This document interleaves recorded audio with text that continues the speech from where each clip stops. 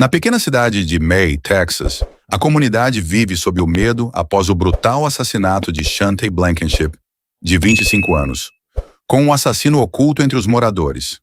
Após o caso esfriar por mais de um ano, pistas falsas e comportamentos suspeitos cercam a investigação, enquanto o assassino, astuto, observa de perto a cena do crime em uma fazenda isolada. A descoberta do corpo em uma casa abandonada, marcada por sinais de violência, intensifica a angústia da pequena comunidade. A gramática alta e a vegetação densa ao redor daquela estrutura em ruínas escondiam o que nenhum pai deveria testemunhar.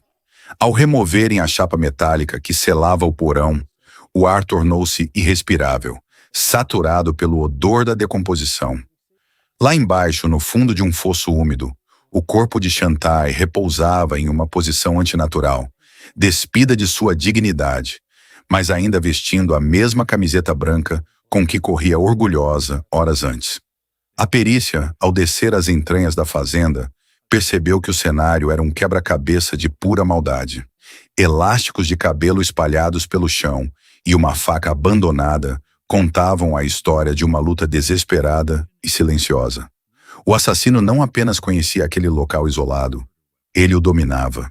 As marcas de pneus frescos na entrada indicavam que o predador havia retornado recentemente, talvez para admirar sua obra ou monitorar a busca, rindo da incapacidade das autoridades em vê-lo. A investigação revelou que Chantay, com sua inocência de uma criança de 9 anos, foi atraída para uma armadilha por alguém em quem confiava. Enquanto a cidade se perdia em acusações vazias contra namorados e estranhos, o verdadeiro culpado permanecia imóvel, camuflado pelo luto coletivo dentro da igreja. Ele era ardiloso, calculista e acreditava ter cometido o crime perfeito.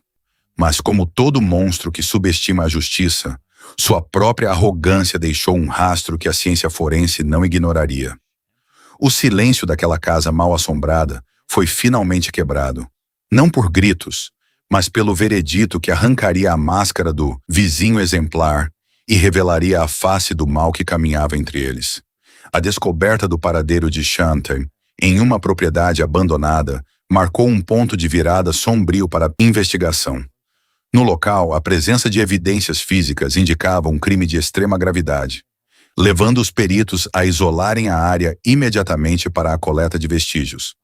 A análise inicial da cena e da casa não revelou sinais óbvios de luta em seu interior, sugerindo que o evento principal ocorreu em um ponto específico da propriedade. Para preservar a integridade do caso, os investigadores instruíram as testemunhas a manterem o máximo sigilo, temendo que a divulgação de detalhes pudesse comprometer a captura do responsável. Contudo, manter o silêncio no condado de Brown provou ser um desafio monumental. A região possui um histórico doloroso de casos não resolvidos, como o desaparecimento de Amanda Goodman em 1989 e a fatalidade envolvendo Juan Laurels em 1996. Esse passado de tragédias não solucionadas gera uma vigilância constante e uma rápida circulação de informações entre os moradores locais. Ao chegarem à igreja North Lake, os oficiais perceberam que a notícia já havia se espalhado. O desafio agora era organizar os relatos sem que as versões se misturassem, preservando a pureza das lembranças de cada voluntário. Nesse momento, a cooperação do pastor Ron Kinnear tornou-se essencial, servindo como ponte entre a autoridade policial e uma comunidade abalada. Entre os presentes, a atenção dos investigadores voltou-se para John Adams, o namorado de Chantay. O foco da polícia agora se concentra em entender a dinâmica do relacionamento de 3 anos e verificar as inconsistências nos depoimentos colhidos durante as primeiras horas após a descoberta oficial.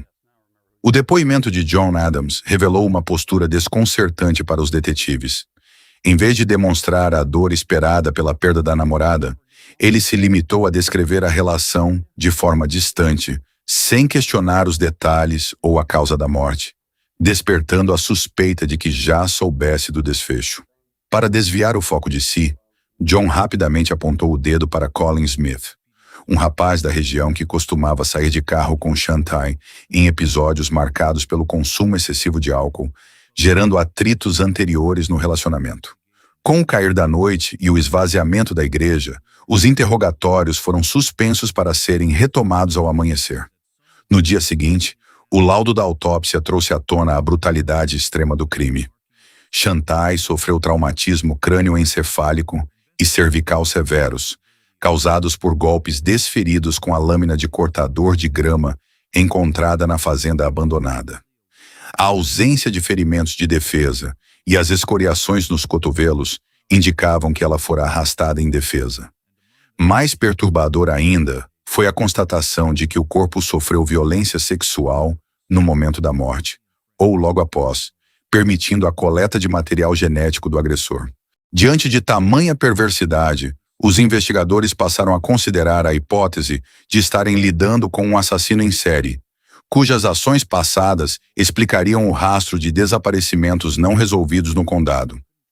A caçada humana mobilizou a polícia a coletar exames de DNA em massa pela cidade. Entre os moradores interrogados, um idoso local justificou comentários antigos sobre a jovem de forma evasiva, alegando admirar sua beleza sem segundas intenções, e mencionou que Chantai costumava alternar os nomes de John e Colin ao se referir a quem era seu verdadeiro namorado. Diante de tantas contradições e da falta de um suspeito evidente, os detetives recorreram à mãe da vítima, descobrindo que a última pessoa a ter contato com Chantai antes do sumiço foi sua melhor amiga, Caitlin. Ao ser visitada pelas autoridades, Caitlin forneceu a peça que faltava no quebra-cabeça. Ela relatou que, na última sexta-feira, Chantai desabafou sobre o término definitivo com John, devido ao desgaste do namoro. O mais alarmante, contudo, foi a revelação de que Colin havia feito um convite específico naquela mesma noite, instruindo Chantai a encontrá-lo em segredo no galpão, localizado nos fundos de sua residência. A lista de suspeitos aumentou de forma alarmante após o depoimento de Caitlin. Ela apontou para 3 homens cujas presenças recentes na vida de Chantai causavam desconforto, destacando um detalhe crucial: um Ford Bronco vermelho e branco. O rastreamento do veículo levou os detetives até Bob Sousa, inserindo-o na linha de frente da investigação, ao lado de John e Colin. Divididos, os policiais iniciaram as abordagens individuais. Na propriedade de Bob, a primeira equipe foi recebida por um odor forte e perturbador vindo de dentro de seu trailer. Com a permissão do proprietário, que alegou recém-chegada e problemas com os tanques de combustível, os agentes revistaram o local entulhado, mas não encontraram evidências imediatas que o ligassem ao crime. Enquanto isso, a abordagem a Colin Smith tomou um rumo hostil. Adotando uma postura defensiva e recusando-se a cooperar de imediata boa-fé, Colin tentou transferir a culpa para John Adams, alegando que o namorado tratava Chantai de forma degradante. O sinal de alerta máximo para os investigadores acendeu quando Colin revelou sua profissão. Ele trabalhava com jardinagem e corte de grama, o que lhe dava acesso direto ao mesmo tipo de lâmina pesada utilizada para tirar a vida da jovem. Orientado a comparecer à delegacia no dia seguinte para fornecer material genético, ele foi deixado sob estrita vigilância. Com as 3 figuras mapeadas no radar, o levantamento de antecedentes revelou um cenário peculiar. John acumulava registros por roubo e agressão, além de ter mentido sobre a dinâmica de seu relacionamento.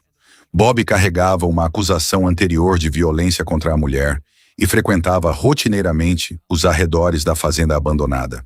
Colin, embora sem ficha criminal limpa, era cercado por rumores locais devido ao seu temperamento violento. Qualquer um deles possuía o perfil para cometer tamanha atrocidade. Ao cair da noite, o medo paralisou a pequena comunidade de May. Na manhã seguinte, os legistas liberaram o corpo para o funeral, mas enviaram uma última e perturbadora atualização aos detetives. Marcas incomuns e inexplicáveis haviam sido descobertas no peito de Chantai. A revelação de que o assassinato ocorrera em uma sexta-feira 13 alimentou teorias sobre um ato de natureza ritualística. Durante o funeral na North Lake Community Church, Quase 100 fiéis se espremeram para a despedida. Do lado de fora, camuflado na multidão, o predador observava em silêncio. Alguns homens deixaram a cerimônia discretamente antes do término, pouco antes de o caixão seguir para o sepultamento definitivo no cemitério de Pleasant Valley.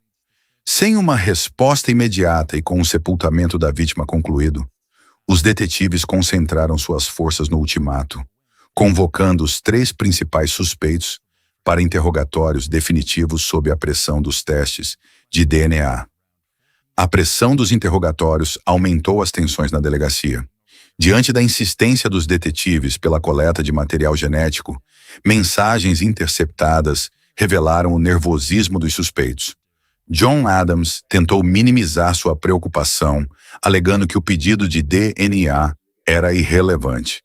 Mas a descoberta de que ele havia apagado sistematicamente mensagens cruciais de seu aparelho celular o colocou sob suspeita imediata. Confrontado sobre o possível ciúme que sentiria ao saber que Shante pretendia se encontrar com Colin Smith naquela noite, John demonstrou frieza, justificando que simplesmente seguiria em frente. Embora os investigadores notassem que sua aparente tranquilidade ocultava um profundo rancor. Apesar dos indícios circunstanciais sugerirem que o apagamento de dados indicava culpa, a falta de provas físicas obrigou as autoridades a liberarem John e Bob após a coleta das amostras de saliva. Foi com a chegada de Colin à delegacia que a dinâmica da investigação mudou drasticamente. Considerado o principal suspeito devido à sua profissão e ao convite feito à vítima, os detetives o submeteram ao teste do polígrafo. Sentindo o cerco fechar, Colin alterou sua versão inicial e admitiu que mantinha, sim, um relacionamento íntimo com Shante. Ele passou a atacar John, afirmando que a jovem frequentemente aparecia machucada e relatava sofrer agressões do namorado, sugerindo que o crime fora um ato passional cometido por ele. No entanto, a tentativa de Colin de desviar o foco falhou assim que o detector de mentiras foi acionado. O examinador apontou anomalias severas e movimentos corporais suspeitos durante as respostas. Quando questionado diretamente se havia causado a morte física de Shante por força bruta, Colin negou, mas o gráfico indicou um nível extremo de engano e reações fisiológicas completamente fora do padrão. Confrontado com a leitura do aparelho, Colin alterou o comportamento, alegando que estava apenas tentando manter a calma sob instruções anteriores e acusando o teste de ser uma farsa. Exaltado, ele reforçou que fora o primeiro a fornecer o DNA voluntariamente e abandonou a sala de interrogatório de forma abrupta, batendo a porta atrás de si. Ao verem Colin sair, os detetives começaram a acreditar que finalmente haviam encontrado o autor do crime. A agressividade repentina e a falha gritante no polígrafo indicavam que sua cooperação inicial era apenas uma fachada para encobrir a culpa. Com as amostras de todos os envolvidos enviadas ao laboratório central, a equipe do condado de Brown sabia que estava a apenas um passo de confirmar se o jardineiro violento era o monstro que aterrorizava a pacata comunidade de May. Buscas forenses no galpão de Colin Smith revelaram sangue humano e tecidos biológicos em uma roçadeira industrial. Essas evidências físicas, incluindo a ligação direta da ferramenta de trabalho, sugerem uma ação coordenada e uma possível emboscada planejada pelos suspeitos. O cerco policial se fechou com as descobertas, apontando para um crime premeditado e não um ato isolado.